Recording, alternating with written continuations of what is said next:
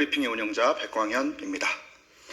국민 여러분 그리고 언론인 여러분, 저는 오늘 대한민국을 뒤흔든 대장동 개발 특혜 의혹의 본질을 덮고 사건의 몸통을 비호하기 위해 자행된 것으로 보이는 대장동 1기 수사팀의 부실, 은폐 수사 및 진술 조작의 실체를 밝히기 위해 2개의 녹음 파일을 들고 이 자리에 섰습니다. 최근 민주당은 이재명 정부가 들어선 뒤 대장동 민간업자 남욱의 진술이 바뀐 것을 두고 이재명을 기소한 2기 검찰 수사팀의 조작과 강요가 있었기 때문이다 라고 주장하고 있습니다. 하지만 오늘 들려드릴 남욱과 유동규, 대장동의 공범들 간의 통화 녹취록은 민주당의 주장이 얼마나 부실한 것인지를 여실히 보여주고 있습니다.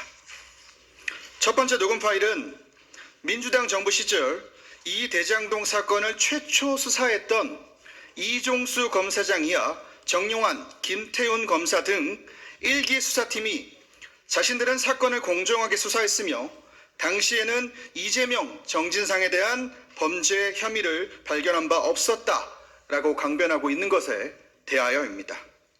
민주당 역시 그 주장을 근거로 칼춤을 추듯 2기 수사팀을 악마화시키고 있습니다.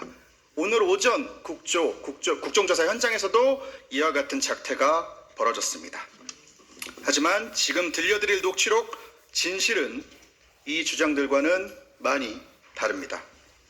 첫 번째 녹음 파일 들려드리겠습니다.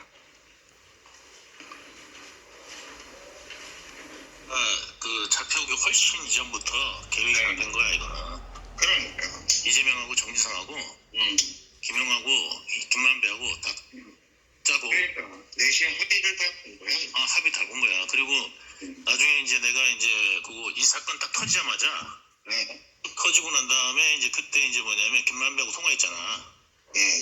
그때 이제 뭐냐면 유동규로 끝내자. 이렇게 이제 된 것 같아. 맞아요. 왜냐하면 보면 이게 정진상하고 이정수 검사장하고 상의를 하면서 내가 형한테 뭐 3억인가 옛날에 준 거 거기 그래서 뭐 그거와 그래서 얘네들이 이제 스토리를 어떻게 짰냐면 그때부터 시작해서 형하고 나하고 유착했고 그래서 사업권을 나한테 이제 주면서 대장동 사업권을 주면서 천호동 1호를 형이 받기로 했다. 이렇게 그림을 그린 거야. 거기에 정민용이 관여해갖고 정민용이 남욱의 저거를 지시를 받고 관여해서 이 공모 지침서를 작성했고 형이랑 셋이 상의해서 이렇게 그림을 그리고 더 이상 수사를 안 한 거야 나머지는. 그러니까 그치. 내가 많은 얘기를 했는데 그 당시에 중간에 계속 이 담당 검사가 조서에 남기면 불려 올라가서 또 내려와서 지우고 얼굴이 뻘거더라고 얘가. 그리고 시나리오 안 맞거든. 그러니까 그때 내가 첫 번째 녹음 파일입니다. 녹음에 따르면 남욱 변호사는 이미 1기 수사팀이 조사할 당시 대장동 사건의 실체를 구체적으로 진술했습니다. 이재명, 정진상의 실명도 들으신 바와 같이 등장을 합니다. 또한 1기 수사팀이 이재명, 정진상과 관련된 남욱의 핵심 진술을 무마시키고 오히려 진술을 조작하여 사건을 유동규 선에서 꼬리 자르기 하려 했던 정황도 상세히 담겨 있습니다.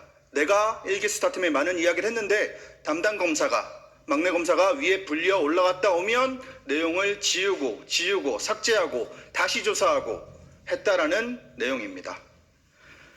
녹취가 하나 더 있습니다. 두 번째 녹취는 이 자금 전달의 본질에 관련된 것입니다. 남욱 변호사는 대통령 선거 대선 전 법정에서 유동규에게 준 돈 일부는 형들, 유동규 본인이 쓰는 것이 아닌 이재명, 정진상, 김용을 뜻하는 형들에게 줄 명절 인사비라고 들었다라고 명확히 밝힌 바 있습니다. 그러나 이재명이 대통령이 된 후 남욱은 그 증언은 검찰이 유동규의 말을 듣고 자신에게 강요하듯 물어 대충 맞다고 한 것이라며 또다시 법정에서 자신의 진술을 뒤집었습니다. 그리고 오늘 오전 국정조사에서도 이와 같은 뒤집힌 진술을 이어갔습니다.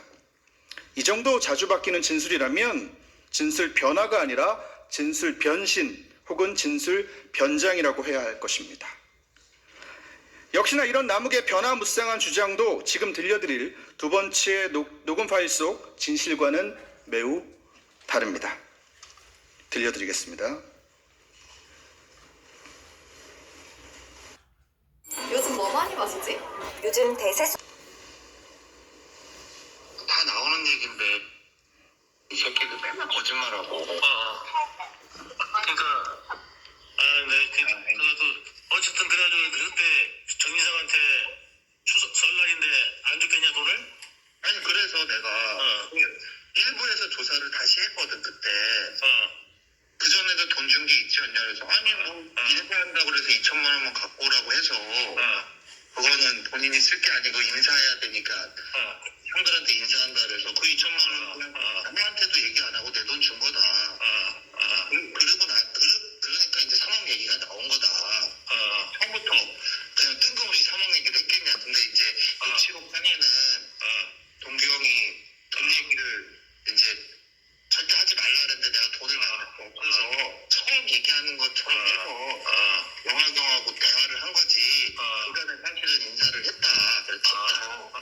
처음에 작은 금액이 갔으니까 큰 금액을 얘기하지 않았겠냐 형이. 그러니까 검사 그렇죠. 그게 논리적으로 맞지. 뭐 아무 얘기도 안 하고 뜬금없이 큰 돈을 달라 그러는 거는 서로 이상하지. 작은 돈이 먼저 오갔겠지. 그래서 맞다. 그 2월달에 내가 내 돈으로 준 거여서 내 돈으로 준 거여서 아무한테도 얘기 안 하고 지금까지도 사실은 얘기 안 하고 또 잊어버리고 있었다. 맞아. 그래 나도 생각나. 그러니까 뭐냐면 네가 이게 2천만 원 주니까 내가 그때 이제 형들한테 이야기를 해가지고 얘한테 그러면 돈 좀 받을까. 그래 그게 논리적으로 그때 그랬어. 그래갖고 내가 그때 그래가지고 이제 저기 뭐냐면 이 새끼 돈 그럼 없는 거지 아니냐고 진짜 그랬거든. 이 돈 없는 거지들 아니냐 그래가지고 내가 물어볼게 그랬어. 물어보니까 그러니까 저거 확인해 보면 되죠. 그래갖고 내가 너한테 3억 이야기를 한 거야. 그랬더니 네가 네 말대로 숨도 안 쉬고 콜 이래가지고 한 거고 그 돈은 결국은 그랬겠지. 남욱은 오늘 오전 국정조사에서도 이렇게 이야기를 했습니다. 형들에게 준 돈, 여기서 형들은 이재명, 정진상, 김용을 뜻합니다. 그 이야기는 유동규가 검찰에 먼저 이야기한 것이고 그래서 검찰이 나에게 이야기를 해서 자기가 대답을 그냥 한 것이다 라는 뉘앙스로 이야기를 하는데요. 지금 들으신 녹음 파일에 의하면 검찰의 1기 수사팀입니다. 대장동 1기 수사팀에 그 형들에게 준 돈 내가 들었다. 유동규가 쓴 돈이 아니고 형들에게 줄 돈이라고 들었다라는 얘기는 유동규가 아닌 남욱이 먼저 한 것임을 알고 있습니다. 일부 조사 때 자기가 먼저 이야기를 했다라고 분명히 유동규에게 전달을 합니다. 형, 내가 일부 조사할 때 이 얘기를 했어 라고. 실제 검찰 조사도 마찬가지였습니다. 남욱에게 뜬금없이 이 얘기를 들은 검찰 1기 수사팀은 2기 수사팀은 유동규에게 크로스 체크를 합니다. 남욱이 이렇게 이야기를 하는데 사실이냐? 그 이후에 유동규도 어쩔 수 없이 실토를 하게 되고 그래서 이 사건이 불거진 것입니다. 남욱의 말대로 하면 타임라인이 맞질 않습니다. 녹음 파일에 따르면 이 수사팀의 남욱이 먼저 일부입니다. 당시 1기 수사팀의 반부패 일부의 이 사실을 진술한 것을 들으실 수 있습니다. 2기 수사팀은 남욱의 최초 진술을 토대로 유동규에게 크로스 체크를 진행했다는 점 다시 한번 강조합니다. 사건의 흐름상 남욱이 먼저 진술하고 유동규가 그 이후에 진술한 것입니다. 오늘 남욱은 기억이 잘못된 것인지 위증을 한 것인지 모르겠지만 남욱이 오전에 한 말은 국조에서 한 말은 사실과 다르다라는 증거를 여러분들께 전해드립니다. 자, 저는 공개적으로 묻겠습니다.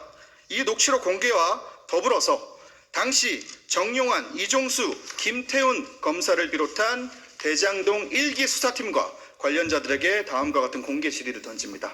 첫째, 남욱 변호사는 1기 수사팀이 진술을 삭제하거나 수정을 강요한 사실이 정말 없습니까? 법정에서 증언을 번복하게 만든 진짜 배우는 누구입니까? 1기 수사팀 검사들에게도 묻습니다. 유동규가 형들에게 줄 돈이라고 했다라는 남욱의 구체적 진술을 듣고도 당신들은 고의로 누락한 것입니까? 만약 그랬다면 그 이유, 아니 그 대가는 무엇이었습니까? 국회에서 제가 일전에 녹취록을 하나 더 공개한 적이 있는데요. 김만배가 감옥에서 3년만 살고 나가면 된다고 했다라고 남욱이 이야기한 녹취록을 공개한 바가 있습니다. 김만배가 호언장담했던 배경에 혹시 누군가와의 사법 거래가 있었던 것은 아닙니까? 진실의 순고함은 그 알량한 권력으로 그리 오래 가둘 수 없습니다. 민주당과 일부 정치 검사들이 짜놓은 조작 프레임은 오늘 공개된 녹취록 앞에서 그 수명을 다했습니다. 메시지를 반박하기 힘들면 메신저를 공격하라. 이 말이 가슴을 서늘하게 만드는 오늘입니다. 최근 국회에서 그리고 SNS상에서 범죄자를 철저히 수사하여 대법원 유죄 판결까지 받아낸 현직 검사에게 막강한 힘을 가진 권력자들이 때로 달려드는 모습을 생생히 지켜봤습니다. 현직 검사도 저렇게 처절하게 당하는 판에 그저 힘없는 일반인인 저는 지금 이 순간도 두렵기만 합니다. 그래도 묵묵히 원칙을 지키는 그 검사를 비롯한 사회 곳곳에 있는 의인들의 발걸음을 보며 저도 오늘 용기를 내었습니다. 작은 스피커의 미약한 용기일 뿐이지만 진실을 알리기엔 턱없이 부족하다는 걸 모르는 건 아니지만 그래도 용기를 내었습니다. 그래서 저는 감히 오늘 저보다는 훨씬 큰 스피커와 큰 힘을 가진 여기 계신 언론인 여러분들과 민주당 원로들에게 큰 용기를 바랍니다. 지성인의 말과 글은 이런 시국에 쓰여야 그 존재의 가치가 있으며 행동하지 않는 양심은 차라리 악의 편이다 라고 배웠습니다. 저의 취재는 지금 이 순간에도 진행 중입니다. 예전 기자회견 때도 말씀드렸지만 오늘 공개한 파일도 역시 전부가 아닙니다. 저는 대지양동 사건의 진짜 몸통이 드러날 때까지 모든 증거를 국민들 앞에 투명하게 공개하고 끝까지 싸울 것입니다. 그 일환으로 지금 열리고 있는 국정조사에 저를 증인 또는 참고인으로 불러주실 것을 간곡히 요청합니다. 야당인 국민의힘에서 저를 참고인으로 신청했지만 민주당의 반대로 무산되었다고 들었습니다. 오늘 들려드릴 이런 확실한 증거를 보유한 저 같은 사람도 배제한 채 어떻게 실체적 진실에 다가가는 그런 국정조사를 할 수 있다는 건지 저는 도무지 납득이 되질 않습니다. 혹시 민주당은 실체적 진실 같은 것엔 관심이 없는 것입니까? 이곳에 오는 길에 지금 국회에서 하고 있는 건 나라를 위한 국조가 아니고 나라를 말아먹는 국밥이다 라는 선곡 같은 평가를 들었습니다. 열심히 하시는 의원님들이 계신데 조금 박한 평가라고 생각합니다. 그 말씀을 하신 그분도 생각을 바꿀 만한 진짜 국정조사를 기대하면서 저의 출석 요구를 오늘 국회에서 기다리겠습니다. 원하신다면 저는 선서도 하겠습니다. 감사합니다.